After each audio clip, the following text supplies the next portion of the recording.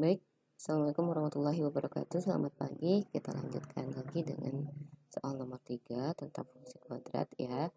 Nah, untuk fungsi kuadrat, Ibu lihat masih ada kesalahan terutama kesusahan dalam pemfaktoran ya. Pemfaktoran itu adalah materi di SMP dan sangat terpakai di SMA. Jika anak-anak Ibu masih mengalami kesulitan, silahkan di searching, itu banyak sekali video-video YouTube yang menjelaskan bagaimana cara pemfaktoran dari sebuah bentuk kuadrat. Baik, yang pertama untuk menskesa grafik fungsi kuadrat kita harus tahu dulu apa? Ya, harus tahu dulu titik potong kurva dengan sumbu X. Nah, oke, yang pertama titik potong kurva dengan sumbu X ya. Dengan sumbu X di mana di sini berarti nilai Y-nya adalah 0. Jadi sepanjang sumbu X nilai Y 0. Nilai Y 0 berarti Fx ini sama dengan Y ya. Ini Y sama dengan Fx. Maka karena di sini 0 berarti kita punya 0 sama dengan X kuadrat kurang X kurang 2. Nah, 0 sama dengan X kuadrat kurang X kurang 2 ini sama seperti fungsi kuadrat ya. Jadi ingat lagi fungsi kuadrat ini sebenarnya adalah fungsi yang bisa dipecahkan menjadi perkalian dua buah fungsi linier ya. Jadi kita cari dua fungsi seperti ini ya. Nah, di sini X, di sini X. Nah, bisa kurang di sini, bisa kurang, bisa tambah, bisa kurang, bisa tambah. Tergantung nanti dari nilai-nilai A, B, dan C.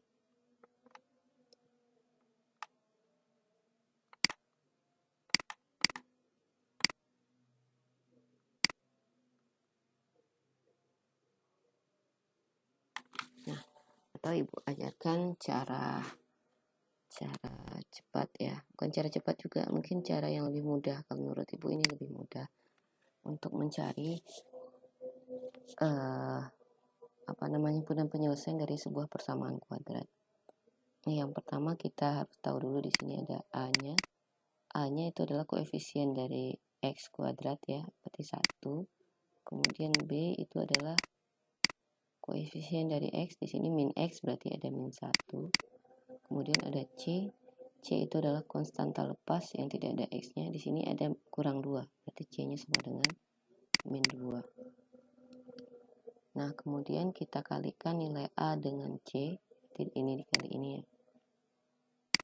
A dikali C berarti tadi 1 dikali min 2, kita peroleh min 2 ya, itu langkahnya seperti itu. Nah, min 2 kemudian kita cari dua buah bilangan ya, dua buah bilangan yang kalau ditambahkan itu hasilnya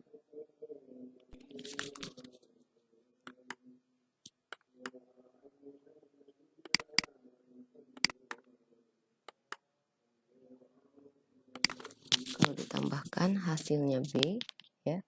Ini ditambahkan hasilnya B, kalau dikalikan hasilnya adalah A kali C. Berarti dua buah bilangan yang kalau dijumlahkan hasilnya min 1 dan kalau dikalikan hasilnya adalah min 2 ya. Dijumlahkan min 1 dikalikan hasilnya min 2. Nah, kita berangkat dari hasil kalinya, jangan dari hasil jumlahnya. Jadi kita cari bilangan yang hasil kalinya min 2. Min 2 itu bisa min 2 tambah 1, min 2 kali 1, bisa 2 kali min 1 ya. Mana di antara dua ini yang jumlahnya min 1? Yang ini ya, min 2 tambah 1 itu min 1. Maka kita punya min 2 sama 1. Jadi sekali lagi hasil kali dari dua buah bilangan itu adalah min 2. Ini pas ya, min 2 kali 1 itu min 2.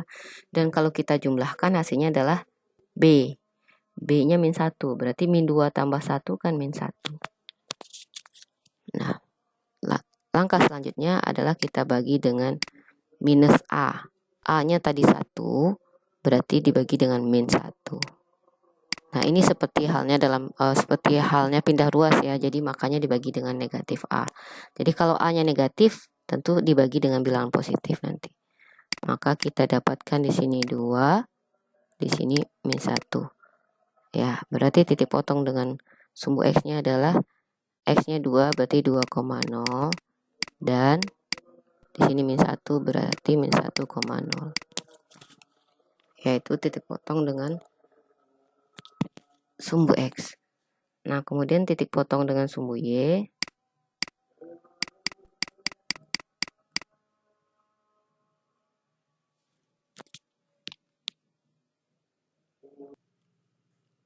Titik potong dengan sumbu Y ya. Dengan sumbu Y, maka titik potong dengan sumbu Y nilai X sama dengan 0. Nah, sebelumnya kita sudah lihat untuk titik potong dengan sumbu Y, kita cukup melihat nilai C-nya saja. Di sini tadi kita sudah punya C-nya sama dengan min 2. Ya, karena C-nya min 2 berarti titik potong dengan sumbu Y itu ada di X-nya 0 berarti 0, min 2. Ya, tinggal melihat nilai C-nya saja. Karena X-nya bernilai 0, 0 min 2. Oke, yang ketiga kita perlu sumbu simetri. Sumbu simetri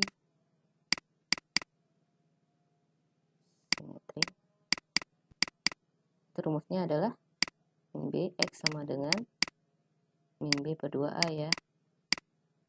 Berarti min B min dari min 1 per 2A per 2A 2 kali 1 sama dengan ini tadi min 1 ya, min dari min 1 jadinya positif 2 kali 1 2 berarti 1 per 2 atau setengah.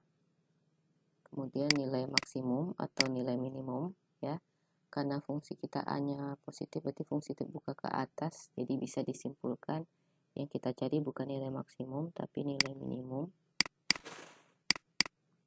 karena kurva kita kalau dia A positif bakal kayak gini ya, jadi adanya di bawah, adanya nilai minimum.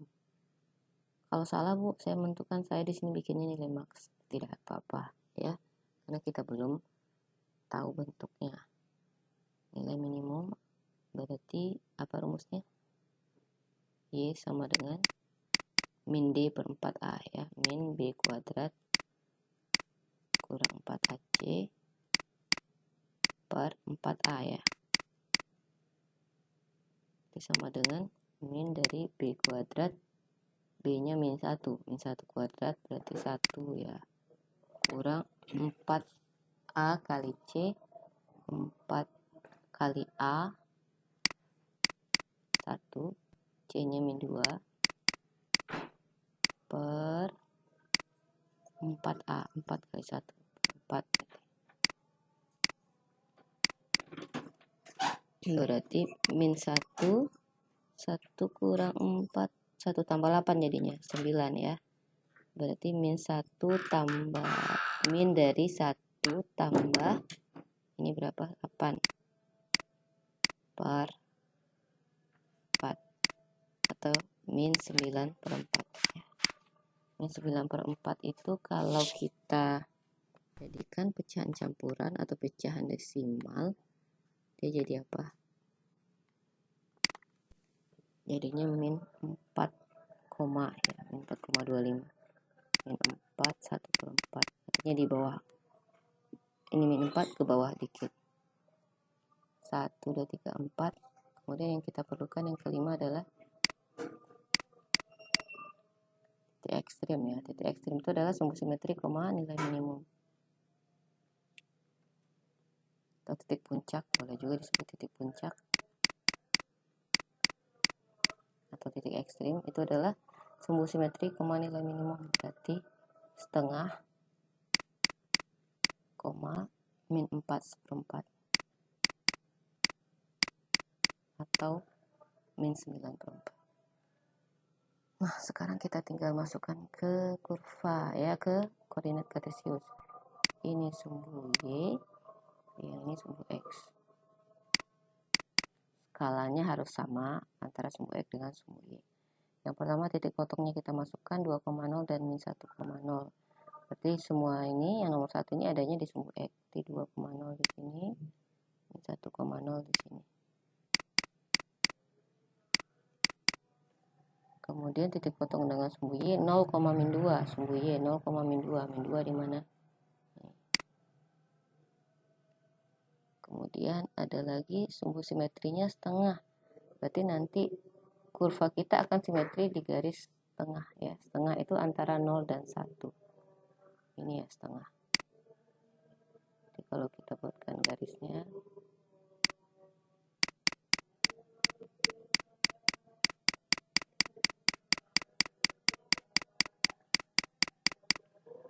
kemudian ada min 9/4. Aduh, salah terus ini.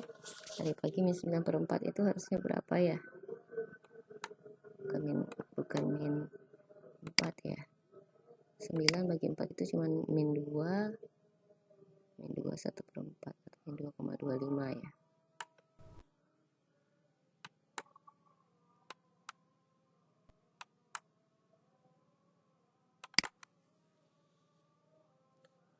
Delapan bagi 4 itu 2. Berarti min 2 1/4. Min 2 1/4 itu sedikit lebih dari min 2 ke bawah. Kalau ini kita bagi 4, ini berarti ini bagi 2, ini bagi 4. Maka min 2 1/4 itu ada di sini ya. Nah, titiknya adalah setengah, min 1/4. Berarti tadi setengah, di sini setengah. Min 2 1/4-nya di sini. Berarti di sini kita ketemukan dia secara ini kita tarik horizontal, yang setengahnya kita tarik vertikal. Inilah titik setengah, min 2 1/4. Nah, sekarang kita tinggal hubungkan ini sebagai titik puncak, ini sebagai titik potong dengan sumbu X dan sumbu Y. Jangan pakai penggaris menggambarnya. Ya, ini ke sini. Gitu ya. Di sini melengkung, nanti ini ke atas. Jadi kiri kanan simetris terhadap garis X sama dengan setengah. Boleh diteruskan, boleh diteruskan.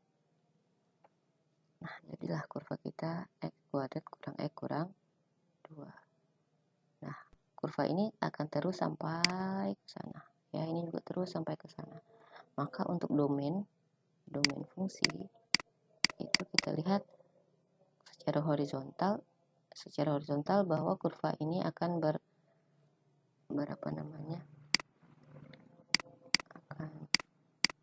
bahwa semua nilai X ini akan bisa kita carikan nilai Y-nya atau nilai pasangannya di kurva. Berarti df-nya adalah X, di mana X elemen real, sementara YF. Nah, kalau untuk sumbu vertikal kita lihat fungsi kita hanya sampai di sini ya. Ke bawah ini kan nggak ada lagi kurvanya. Ya, jadi kurvanya nggak lanjut ke bawah. Sampai di sini aja, balik lagi ke atas. Maka nilai Y kita hanya sampai min 2 1/4. Atau dengan kata lain, nilai Y kita adalah min 2 1/4 ke atas. Nah, kalau dalam pertidaksamaan kita tuliskan bahwa RV ya, rang fungsi Y, di mana nilai Y-nya itu besar atau sama dengan min 2 1/4 atau tadinya min 9/4 ya. Gitu. Y bilangan real. Seperti itu kita menuliskan.